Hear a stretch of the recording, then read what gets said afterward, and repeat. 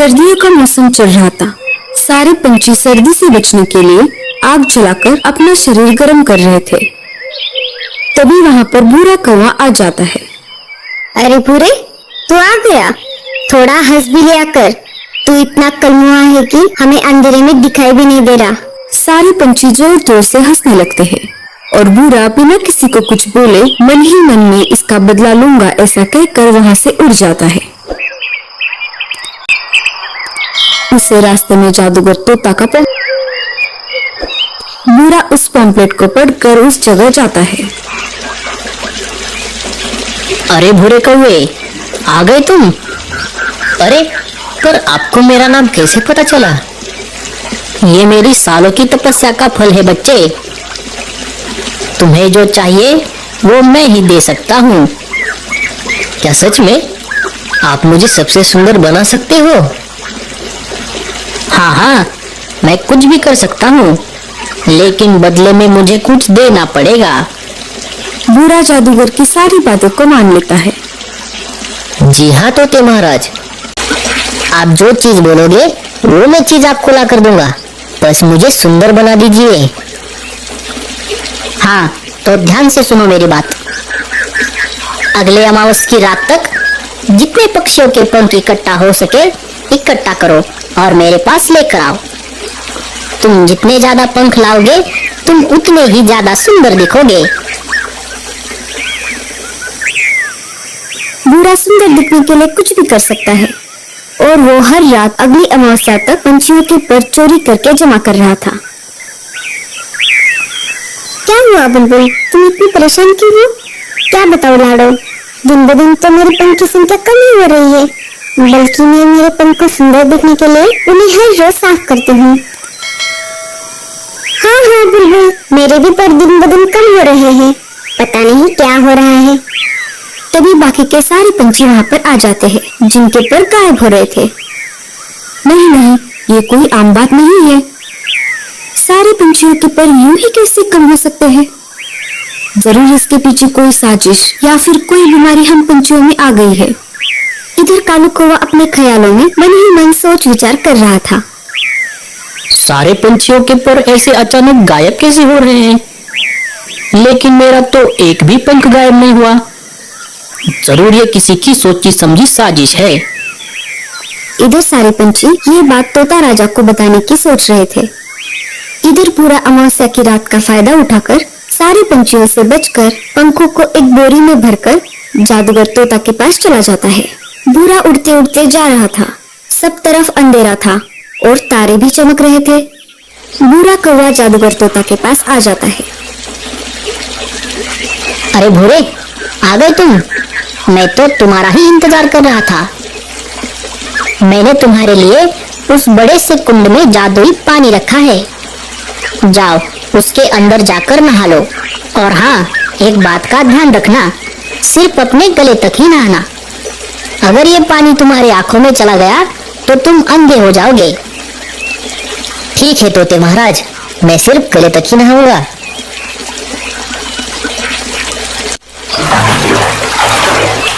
भूरा कौवा जादूगर तोता के बताए हुए विधि के अनुसार नहाकर आता है। जैसे जादूगर तोता ने कहा वैसे ही भूरा कौवा ने किया। आ गए तुम नहाकर? अब अपनी आंखें बंद कर लो और मेरे कहने से पहले आंखें मत खोलना। और जादूगर तोता अपना जादुई मंत्र पढ़ता है। श्रीं वीं सर्वलिंग भूत भविष्य वर्तमान बदलिंग। भूरा कौवा है जो सबसे कच्चा, बन जाए जंगल में सबसे सुंदर और अच्छा। और जादूगर तोता सारे पंखों को भूरे की ओर फेंक देता है। इधर सारे पंछी तोता राजा के महल में आ जाते हैं, लेकिन पता नहीं क्यों तोता राजा तो बहुत ही उदास थे। महाराज, क्या हुआ? आप इतने परेशान क्यों हो? हम हमारी समस्या को लेकर आपके पास आए थे, लेकिन आप तो किसी दूसरी समस्या में दिख रहे हो। लाडो, मुझे विरासत में मिला हुआ राजमुकुट चोरी हो गया है। इस वजह से मैं मेरा राजा का अधिकार खो चुका हूँ। मेरे मुकुट के बिना मुझे कौन राजा कहेगा? आप चिंता मत करो राजा जी, मुझे समझ में आ गया है कि चोर कौन है। जरूर ये चोर मेरा भाई भूरा ही है। मुझे शुरू से ही उस पर शक हो रहा था। जब से मुझे समझ में आ गया कि मेरे ही पंख क्यों नहीं गायब हो रहे। अगर ऐसी बात है तो मैं एक सेना की टुकड़ी अभी भेज देता हूँ। राजा जी के कहने पर कुछ सैनिक भूरे को खोजने के लिए निकल पड़ते हैं। इधर भूरा अपने नए पंख से खुश होकर उछल कूद कर रहा होता है। अरे भूरे, जैसे मैंने तुम्हें सुंदर बनाया है, मैं तुम्हें तुम्हारे पहले रूप में भी ला सकता हूँ। नहीं नहीं, ऐसा मत कीजिए जादूगर तोता जी। आपने जैसे कहा वैसे ही मैंने किया। मैंने चुपके से जाकर राजा जी का मुकुट चोरी कर लिया है। ये लीजिए। इतना बोलकर राजा जी का मुकुट जादूगर तोता को दे देता है। जैसे ही जादूगर तोता वह मुकुट पहन लेता है, राजा की सारी शक्तियां उसके अंदर आ जाती है। ऊपर से राजा जी के सैनिक आ रहे थे, वो उस जादूगर को देख लेते हैं। अरे राजा जी, आप यहाँ कैसे? आप इतनी जल्दी यहाँ कैसे आ गए? जादूगर तोता राजा जी का जुड़वा भाई था, जो कि राजा की तरह दिखता था और उसके अंदर एक अलग ही चमक आ गई थी। हाँ, मुझे अब मेरा मुकुट मिल चुका है। चलो, अब मुझे मेरे महल में लेके चलो।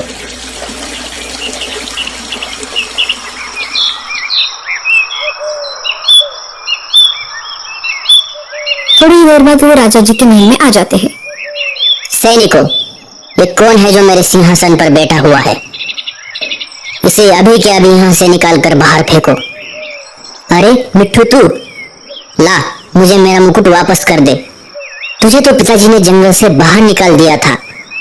नहीं नहीं, मैं कोई तुम्हारा भाई नहीं हूँ। हट जाओ मेरे सिंहासन से। इधर कालू कौवा और लाडो सब देख रहे थे। तभी कालू को एक आइडिया आता है।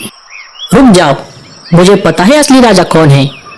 सारे पंछी कालू की तरफ देखने लगते हैं। असली वाला मुकुट मेरे पास है, जो मैंने भूरे के घर से चुपके से चुरा लिया था और मेरे पास रखा था। ये बात सुनकर सब चकित हो जाते हैं। क्या? ये नहीं हो सकता। इतना बोलकर जादूगर तोता अपना मुकुट जमीन पर फेंक देता है और उस मुकुट को लाडो हवा में ही कैच कर लेती है। ये लो महाराज, आपका मुकुट। ऐसा कहकर लाडो असली वाले राजा को वह मुकुट दे देती है। कालू कौवे, तूने मेरा भांडा फोड़कर अच्छा नहीं किया। मैं इसका बदला जरूर लूंगा। सैनिकों, इस भेड़ुट्टी तोते को काल कोठरी में डाल दो। राजा जी को अपना मुकुट वापस मिल जाता है और सारे पंछी खुशी से अपने घोंसले की तरफ निकल पड़ते। थोड़ी ही देर बाद तेज बारिश शुरू हो जाती है। इधर भूरा कौवा अपनी सुंदरता में मस्त मगन होकर नाच रहा था। अरे मैं तो सुंदर बन गया। अरे ये क्या हो रहा है? मेरे सारे पंख ये नीचे कैसे गिर रहे हैं? मेरे सारे पंख निकल क्यों रहे हैं? अरे उस जादूगर ने तो मुझे फंसा दिया। ये तो ग्लू का पानी था। अरे उसने मेरे ही पंख लेकर मुझको ही चिपका दिए। भूरा जोर जोर से रोने लगता है। तो दोस्तों, कैसी लगी आपको हमारी ये कहानी? हमें इस कहानी से ये सीख मिलती है कि हमें जैसे इस प्रकृति ने बनाया है, हमें वैसे ही रहना होगा। ज्यादा लालच किसी काम का नहीं। आपको हमारी ये कहानी कैसी लगी? हमें कमेंट्स में जरूर बताना।